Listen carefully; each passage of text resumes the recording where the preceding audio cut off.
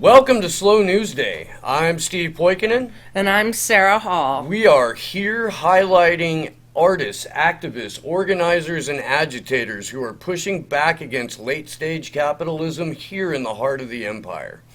We are stoked today to welcome to the studio via Zoom stand-up comedian, host of the Political Vigilante, director and producer of Earbuds, a podcasting documentary, and just all-around wonderful human being, Graham Elwood. Thank you for being on the show, Graham. How you guys doing? Thanks for having me on the show. We're doing all right.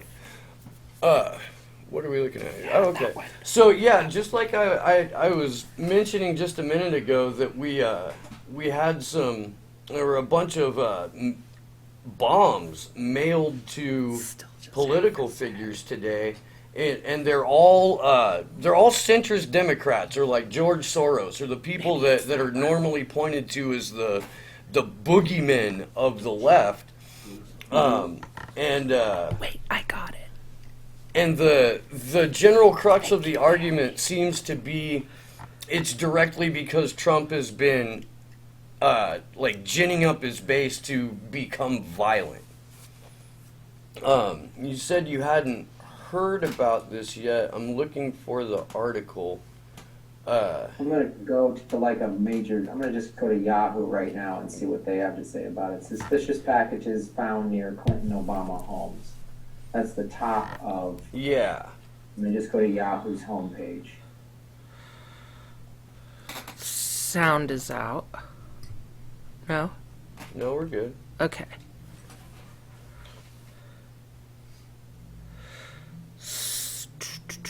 Oh, that's funny. Yeah, there was one sent, a third one to the mailroom in the Time Warner Center in New York, which houses the CNN New York bureau.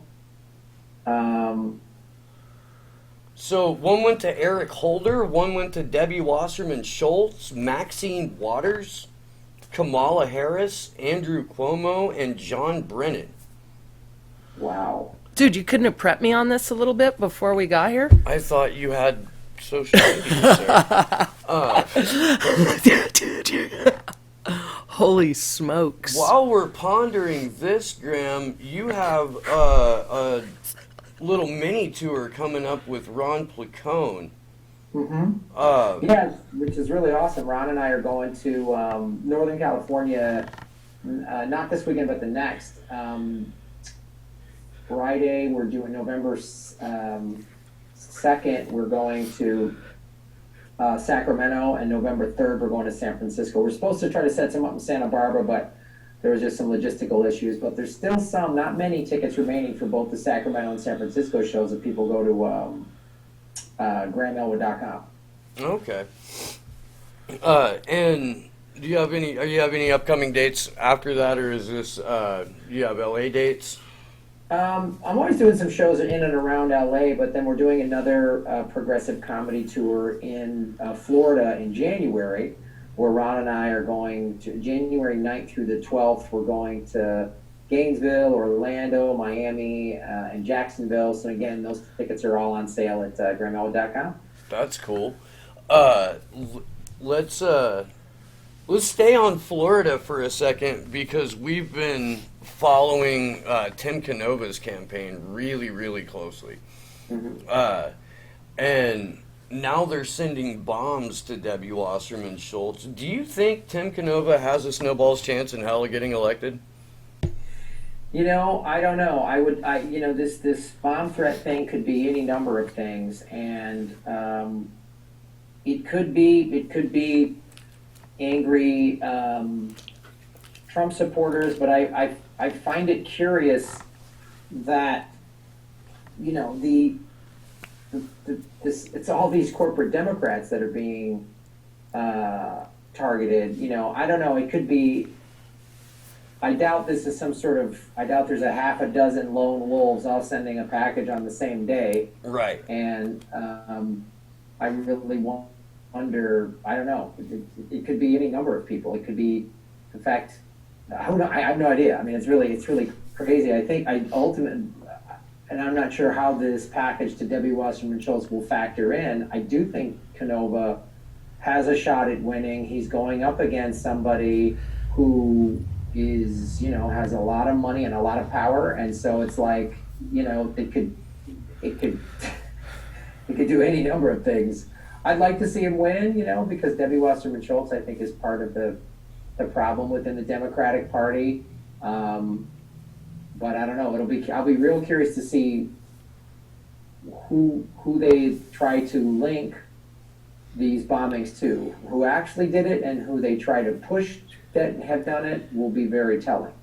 Right. Well, I'm just on Twitter right now. I'm seeing, like half of the people blaming Trump's crowd. The hashtag is MAGA bomber. And then everybody on the right, of course, is blaming the far left to make it look like it was a right winger. What you're right though, that they're all corporate Democrats, but we operate in a system where there's a false narrative that's presented to us that people like Debbie Wasserman Schultz or Eric Holder or even Hillary Clinton is some sort of extreme leftist. And because of that disingenuous narrative, I know it's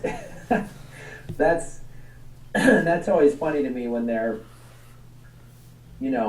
I think that fits into the narrative that keeps the attempt is to try to keep the country divided. And I wouldn't be surprised if this was some sort of tactic, because more and more people are waking up to the fact that those parties are lying to them, that there isn't two parties. There's only two classes. There's the ruling elite class, that's the 1% of the population, and then there's everyone else.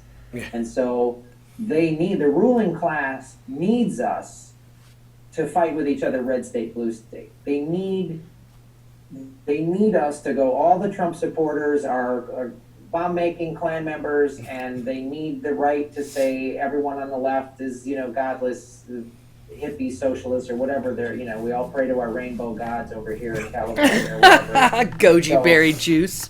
I think they need that narrative. So, because if you look throughout history, and I just did this video on Fred Hampton, anytime people from opposite groups start getting together. So Fred Hampton, I did a video on this, and I learned about him through Chris Hedges. Oh, okay.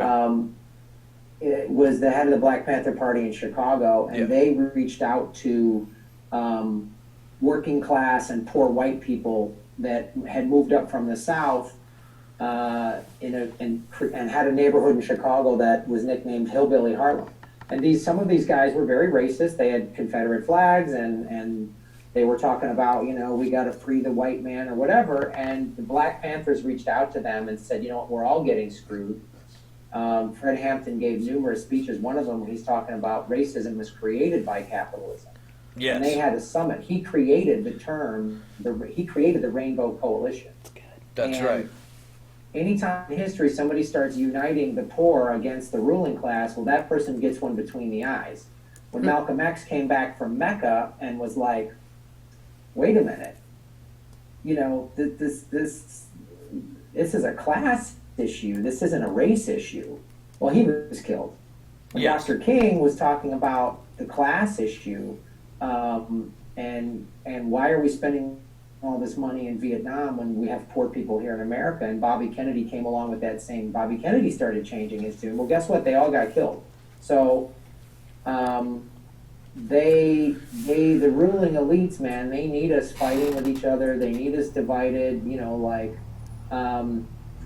If it starts to come close that maybe the bombs were an inside job or whatever, I mean, then they'll turn it against progressives. I mean, they'll say, oh, it's a violent burn bro sent these things or whatever. I don't know who did this. I have no idea. Yeah. But I'm just saying, be careful of how they try to shape the narrative. Like, instead of investigating the corruption of the DNC primary, we've had to hear about Russia for 2 years. Jesus Christ. And apparently we're all about to get quote unquote disappointed about the Russian thing. I mean, there's people like us that have been screaming for the last 18 months that this is all bullshit. That this is, this is DC elites trying to provide cover for running the most unlikable candidate after stealing a primary. But it seems like the people, the centrist people, not the leadership, but regular everyday Democrats, as it were, the few that are left, are clinging onto this Russia narrative like they're Sarah Palin and it's a Bible made out of bullets. Yeah.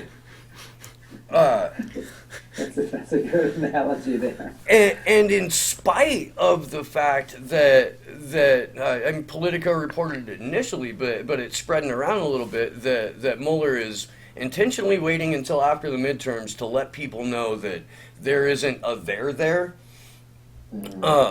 That the need to double down on the Russiagate narrative has been heightened, and then they just charged some lady in absentia, some Russian national, for posting Facebook memes, essentially.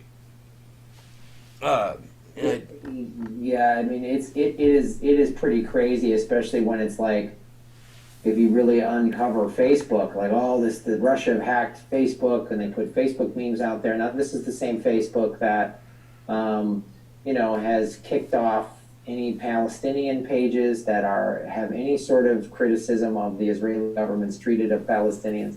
This is somebody who, I just like Carla Ortiz, who's been, very vocal about what's going on in Syria. She's gone over there. She's brought her cameras there.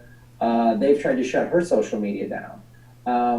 So it's just so funny to me, the selective amnesia of people with regard to this. And, the Podesta emails are the Podesta emails. And they said that was a strategy to use Russia, as an excuse, as a tactic. Hillary, everybody thought she was just going to win wholeheartedly, and they just assumed Trump was going to come up with all these crazy excuses because they knew he was going to lose. And then guess what? She lost, so then she needed him. Well, they started pushing that narrative that how is Trump going to react when he loses in October of 2016, and speculating whether there would be some sort of like right-wing uprising, and it just seems like it is so intentional, the urge in corporate media to push a violent narrative that I don't know how ordinary people can receive this kind of like taunt, essentially is what it is from corporate media saying you need to go be violent if A or B bad thing happens. I don't know how people can just accept that as. And I know, and I am aware of the fact that more and more people are starting to wake up and come around, but just to just accept it as, okay, well, this is the news and it must be telling me the truth, so now I have to mad react to this. It is phenomenal to me. It's fascinating. Well, if you look at it, why they're realizing. They're getting all the same data we are. I mean, if not more. I mean, they're realizing that, like, millennials, the younger ones, like the 15 to 20-year-old millennials, they are overwhelmingly saying, they're just saying flat out, I'm a socialist. They've got all these progressive candidates in their 20s and 30s running, and some of them winning as socialists. So I would not be surprised if they've come to the conclusion of, well, a civil war is better than everybody uniting against us, the ruling elite, because that's the thing. They know the numbers.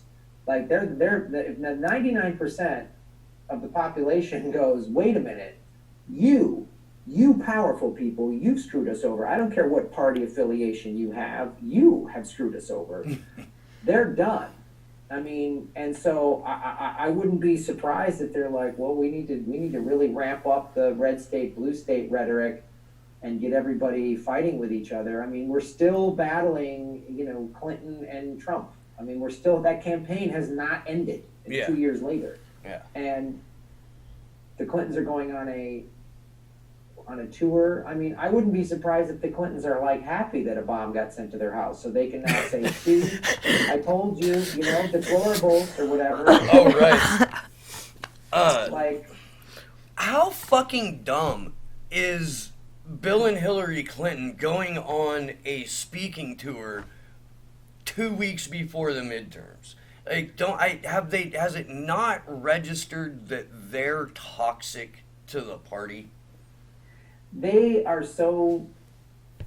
I mean, it's so funny because you see, like, during the Kavanaugh thing, you saw the like old Republican white guys who are out of touch, and people like Susan Collins who are completely out of touch. But that's the same with the Clinton. Old money is old money. I don't care if you have a rainbow flag behind you or a Confederate flag. You're old money, man. Yeah. So you're old money. You've been in power for decades.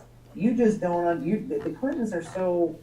They're all egomaniac. All of the powerful people are narcissistic sociopaths to a certain degree. Like, they're just nuts.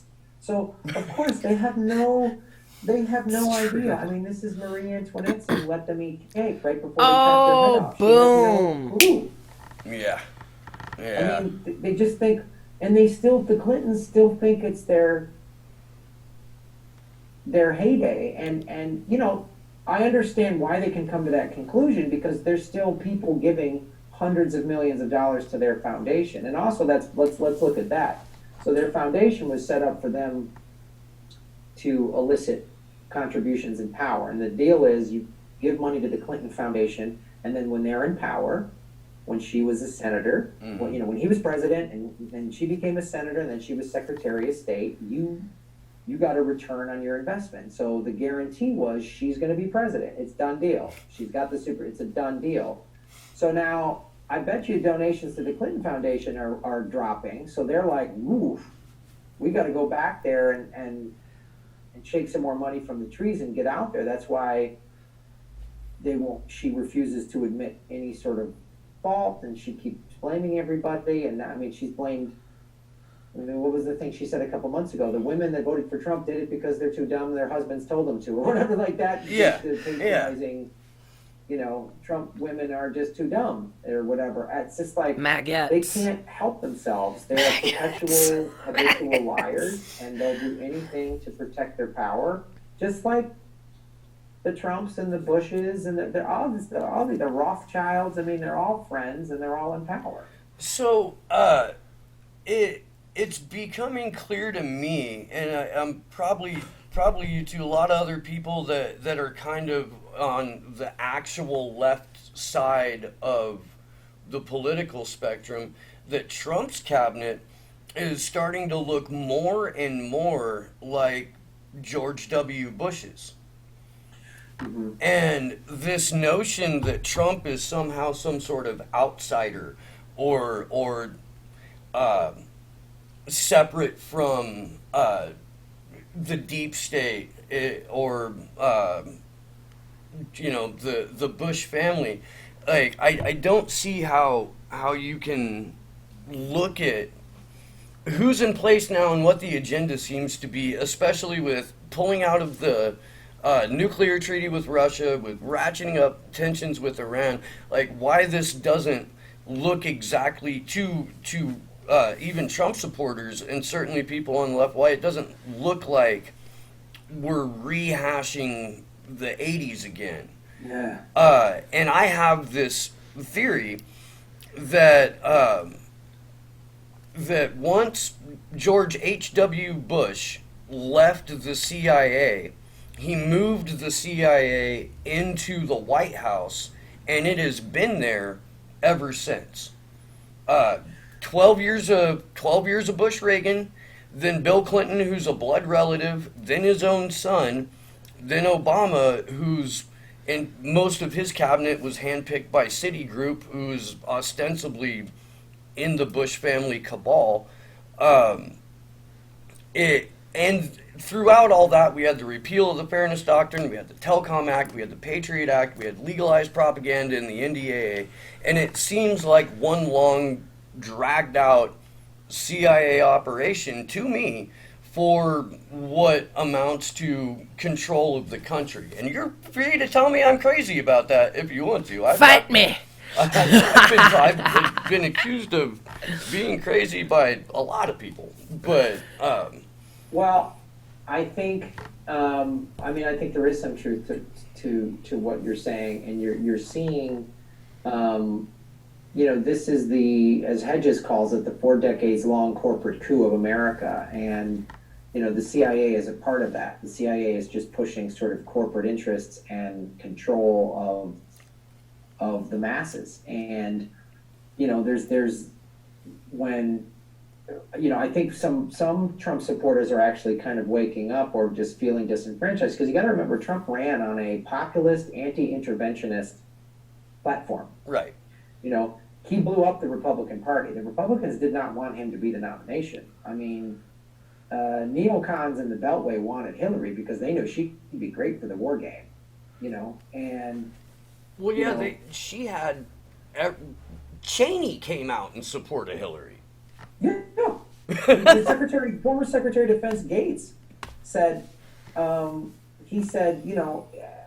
his book came out in the summer of 2016, and he said, if Trump wins, I'm going to emigrate to Canada in an interview. Yeah.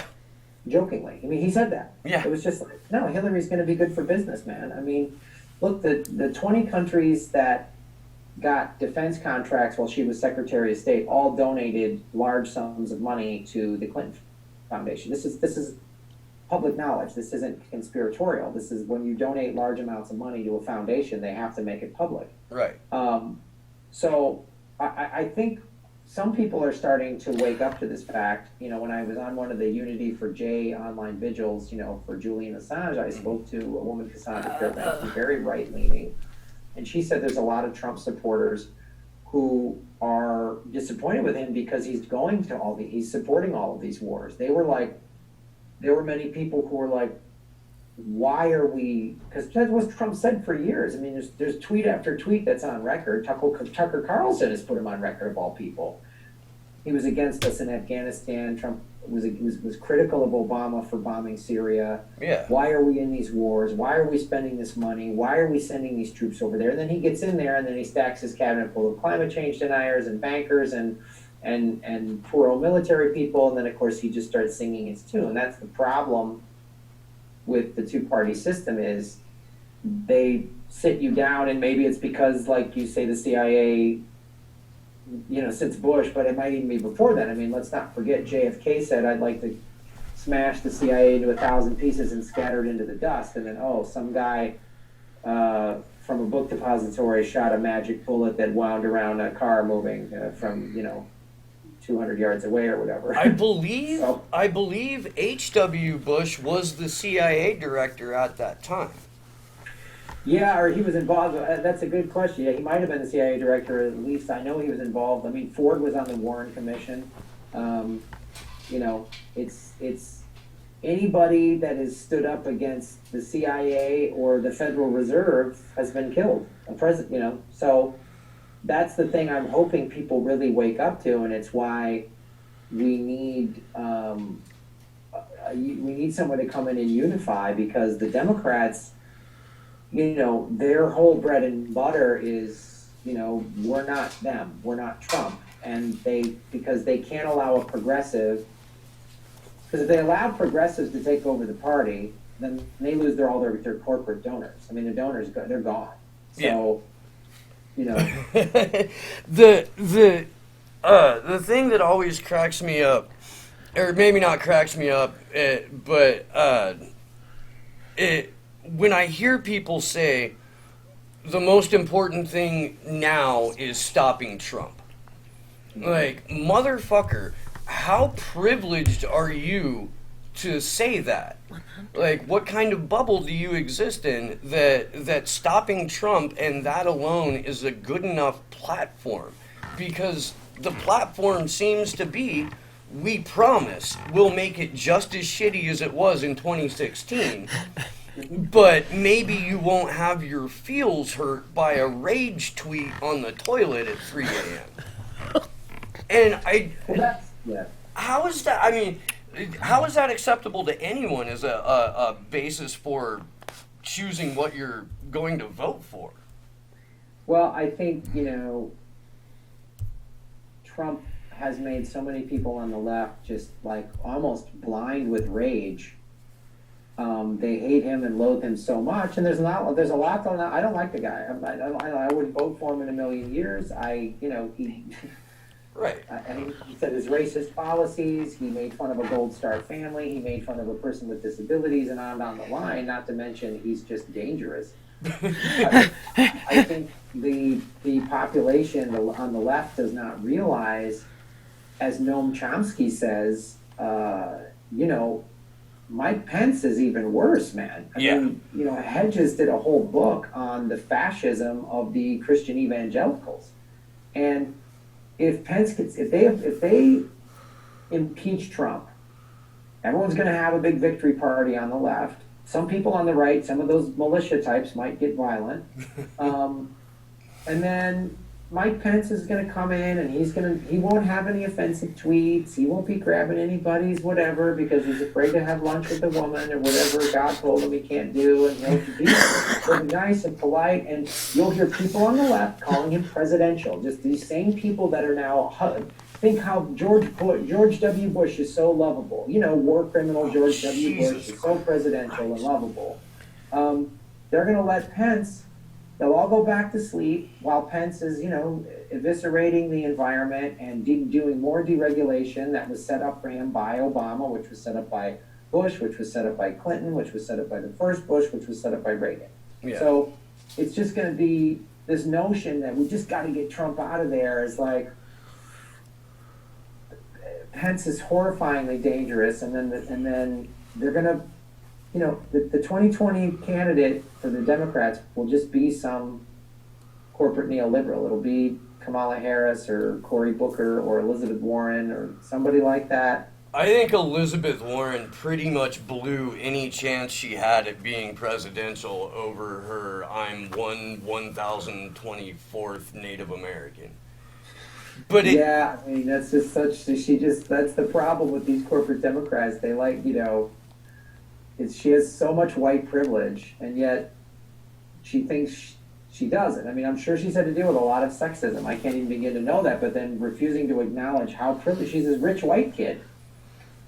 She's and then. Well, she was a Republican until the political wind shifted, and she had to run against Scott Walker. Yeah. But I think that her DNA test results, were at least in line with how she's behaved politically, because she certainly seemed to give 1024th of a fuck about Standing Rock. So that makes sense to me. You made him laugh. Good job, Steve. I have a unique little insight on Mike Pence, though, in terms of how just god-awful horrible he is. I grew up in Anderson, Indiana. And that is Indiana's 6th congressional district, and it's where Mike Pence first got elected to the U.S. House of Representatives. This is not my fault. I was already out of the state. But when I go back home to visit, there is a lingering effect of Mike Pence's legacy in that there's a church on every corner, and that seems to be the only thing that's open. We used to be a big GM town. It was just built on auto manufacturing, and NAFTA happened, and it went from being a fairly self-sustaining sort of independent 20 miles outside of Indianapolis, its own community, to just this ghetto. And the only thing that there's a large Christian university there, and that was the major employer. And then Mike Pence comes in make some deals. A couple, like a Nestle factory and a casino opened up, a racetrack, and that seems to be it. Just a couple of factory gigs or service gigs predicated on right to work laws, and churches, and heroin now, because when Pence was governor, he destroyed all of the like outreach programs. He got rid of a needle exchange. He just, I mean, just one thing after another, where it's punishment based in theology, exercised in fascism. Yeah, I mean, too. Also, the reason the GM plant closed was because of NAFTA. Yes. You know, Bill Clinton did that. Yes. So, and that's what happens when, you know, when the liberal institutions that are supposed to give voice to the underrepresented, you know, acquiesce to the powerful, then in comes a lunatic demagogue with his right-wing Christian fascism. And that's what happened. And, you know, the people of Anderson, Indiana voted for Bernie Sanders. Mm-hmm. And then when he lost, or when it was stolen from them, they voted for Trump because they just were not going to vote for the Clintons, who took their factory away. So that's the thing. Like, if you get into the real class struggle here, what's going on? Because if you give people, if somebody ran, the Democrats, if they ran across the board, every Democratic candidate in any race ran on $15 an hour minimum wage, Medicare for all, and free college tuition, they would never lose. Yeah. They would not lose. They would crush anybody. They would sweep everything, because everyone in America would go, I'm down with those things. You know? But how does that couch with the leadership supporting PAYGO? I mean, that effectively kills 100% of progressive legislation in committee. And people are just not aware enough that this program, that PAYGO exists, that Pelosi, Schumer, and the rest of the leadership is signed on for it, and they've got candidates. There are some candidates walking around talking about Medicare for all, and they're talking about anything from universal basic income to a $15 an hour minimum wage. Are those candidates just being disingenuous? Are they being hopeful? Or are they just not aware of the fact that once they get into D.C., because of PAYGO, it's dead in the water? Yeah, it's a great point you bring up, and I think from what I've seen, the majority of them are being genuine. They believe that there's change from within. They think that they can reform this party, and I applaud their efforts. And man, I hope they're successful. I don't see it. I think I just don't. I'd like to see it. I mean, you know, I did an interview with Namiki Constant. I got to go here in a couple minutes, but Okay. You know, her philosophy is, and I don't know if I agree with it wholeheartedly, but I see her point, and I'm willing to you know, be open to it, which is you get progressives in on all the lower levels, you know, the school boards and the city councils and the state legislature, and then you start getting more and more progressives in there, then you can actually affect real change from the bottom up. I think there is a possibility of that. But like you say, once you get to that upper level of the leadership, man, that's when you either play ball, you start acquiescing to them, or they smear you and get you out of there. I mean, there's no two ways about it. I mean, we've seen like, you know, Howard Dean. Sorry, now he's a pro-war. Now he's smearing Tulsi Gabbard because she doesn't want more Americans to die for a bullshit regime change war in Syria. Now Howard Dean is going after her. Howard Dean, to my knowledge, hasn't served a day in the military, and she's an Iraq vet. So I hope I'm wrong when I talk to people like Nomiki Kant. I hope she's right, but I don't see any real empirical evidence or data that the Democratic Party, once you get to the top floors of it, is going to change its tune, because the people that fund the top floor do not give a shit about $15 an hour single payer health care or free college tuition or any of that stuff. They'll give lip service to it, but they're not going to do anything about it. All day.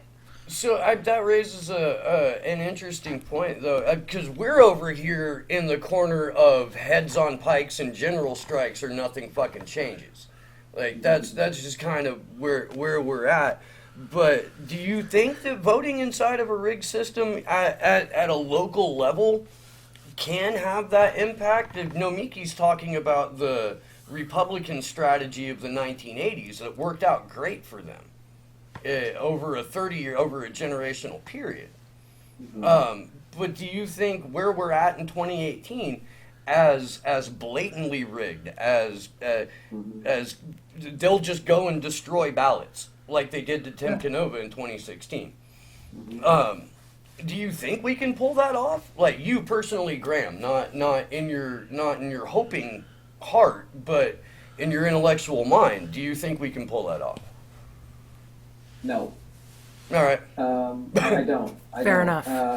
I again, I just go on track record, and I think what is going to happen is nonviolent protest. I think nonviolent walkouts. I think shutting the system down. People are just going to have to say nope, because the ruling elite that controls both parties and the media and the courts and just about everything else, they don't care if you admonish their morality. They don't care what you think of them. You have to threaten their power. You have to get them scared. You have to show them that this isn't going to keep happening, and it's going to take mass walkouts. It's going to make, I mean, Susan Collins is like, oh my God, all these protesters. Yeah, you confirmed a rapist, Sue. That's what happens. So, yeah, just balls out and a fistful of bloody pubes. Yeah, that guy's just gonna let go. Yeah, it's insane. I mean, so people have to kind of. I'm not advocating any sort of violent overthrow at all. That does not work, and violence begets more violence. And I mean, Hedges talks about it a lot. I mean, you can see throughout history, anytime people sort of rose up for noble reasons and then and thought that violence was the answer, then they became the violent oppressors. They became the butchers. I mean, it happened in Cuba. It happened in Yugoslavia. I mean, it happened, the Khmer Rouge, Pol Pot. Yeah. You know, he was just for freedom for his people. He was a Buddhist. He went to a Catholic high school. He was formally educated in the West.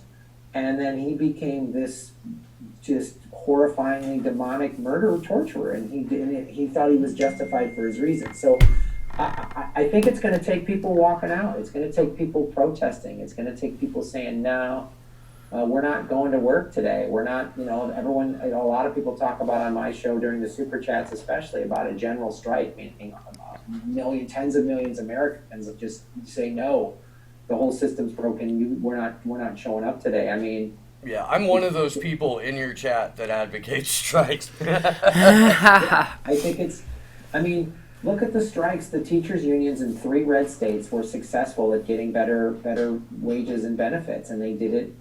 They didn't burn anybody down. They didn't fight anybody. They just shut down their schools for weeks. Yeah, and that months. And it's like, well, you got to go to school, and like, and what it did too. Like a friend of mine that lives in Arizona who has kids in school, and his kids were home they weren't going to school, and he told me. And he's a cop. And he said, look, man, there's an email going around that, because of the schools being shut down, a bunch of families, the kids aren't eating because that's where the kids got their main meal for the day. And he goes, how broken is our system where the only way these kids can get food is going to school? He goes, that's not right. And it really kind of started uncovering the whole the inherent depravity of this toxic capitalism and what it creates. That's fucking, yeah. It's great that people in, I guess, normie society are starting to understand that we're beyond broken. Fred Hampton, who you brought up, was of the mind that a nonviolent resistance can only work if the threat of violence is accompanying it. And that's why you saw armed Black Panthers was not that they were there to provoke violence, but that they were there to retaliate when inevitably the police showed up and started splitting heads. How do you? Because even Dr. King mentioned something along those lines. He said a riot is the voice of the unheard, or the language of the unheard. I'm not advocating violence. I know that you No. yourself are a strong pacifist, and that's one of the things that I love about you. I'm not trying to fight a swarm of drones. Yeah, That's not trying to fight us. But do you think that Fred Hampton was correct in that? I mean, they killed him, so. Yeah, that's the thing. They murdered Fred Hampton. I mean, they shot 82 bullets to the one bullet that was shot from Yeah. the Black Panthers to his 82 from the Chicago Police Department and the FBI. So I can understand where a person like Fred Hampton would have that, and that was their stance. We have a right to protect ourselves. As a general concept, I agree with that, but I'm here to tell you that if you're going to sit there and hold guns, that we don't have a compassionate ruling class. And we now, 40 years later, 50 years later from Fred Hampton's murder, we have a militarized police that just has no problem steamrolling people, beating up, handcuffing the elderly, people in wheelchairs, shooting tear gas and water cannons at people who just want clean water on their sovereign land. I mean, this is so.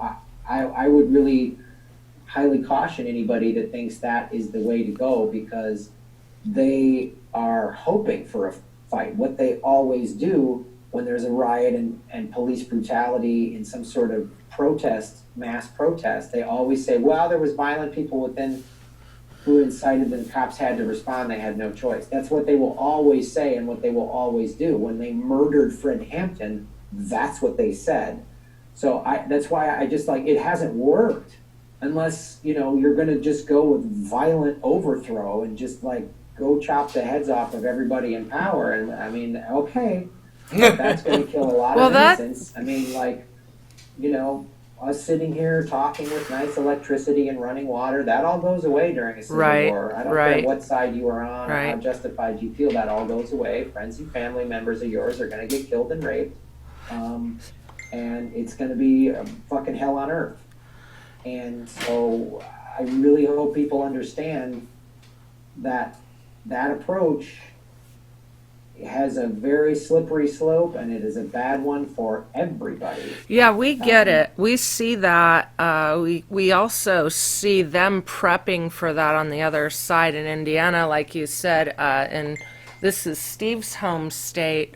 They're prepping for. They just started militarizing police. So what they did is they said that the reason they needed MRAVs and a bunch of urban assault vehicles was in case veterans decided to rise up against their local municipal police departments. The chief of police pointed the finger directly at combat veterans, not gangs, not damn immigrants, which is rare for Indiana. Let me say this, and then I have to go. But look at the cop shootings in Dallas and Baton Rouge. Those guys were both vets. They were combat vets. So the powers that be are well aware of the million or so vets that have rotated back here who have not only military training, they have active urban combat experience from Iraq.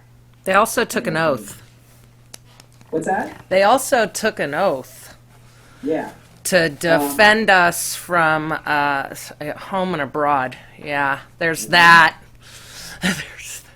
Yeah, it's so they're aware of this, but that's the thing. You guys bring up great points. They're aware that there's all of these highly trained people who might not be happy with their government, who also have easy access to guns. And what is their reaction? Is their reaction gun legislation? Is their reaction, let's get more help to vets with PTSD because 22 suicides a day is an offensive number? Should we make the VA more accessible? No, their response is, as you said, is to get military urban assault vehicles that they use in Iraq and other places on the streets that police departments can use. So that's why I'm so adamant about nonviolent protest. Has to be the solution, because that's what they're going to do, man. They're going to just steamroll, and if you got a lot of training and you got weapons and you got a militia, that's great. But they've got Apache helicopters, so they could wipe out, if they wanted to, in an afternoon, could drone strike every militia training camp in this country like that. They know where they all are. They could wipe them off the face of the earth. And they could have anybody kick in either one of our doors right here, right now, and lock us up for any myriad of bullshit again. So, yeah, I think the militia guys should go into large cities, because I understand drone strikes and Apache helicopters, but can you imagine the logistics that it would take to grid search Manhattan? Yeah. Yeah, I know, it's pretty nuts, but yeah, it's the thing I'm very adamant about being at nonviolent protest, because the violent will only escalate and cause more problems. So, and history just shows how awful it can be. So, but I actually got to run, guys. Yep. I really appreciate you having me on the show. Hey, thank you so much, Graham. What an honor to meet you today, Graham. Again, November 2nd and 3rd in Sacramento and San Francisco. Yep, and then January 9th through the 12th in Florida. Go to grahamelwood.com. That's where you can get my show, Political Vigilante, my social media, my Patreon, all ways to follow and support what I'm doing. So I really appreciate it. All right, Graham. We appreciate you, and hopefully we can have you back on sometime down the road. Right on, man. Have a great day. All right, brother. All right, guys. Thank you. Take care.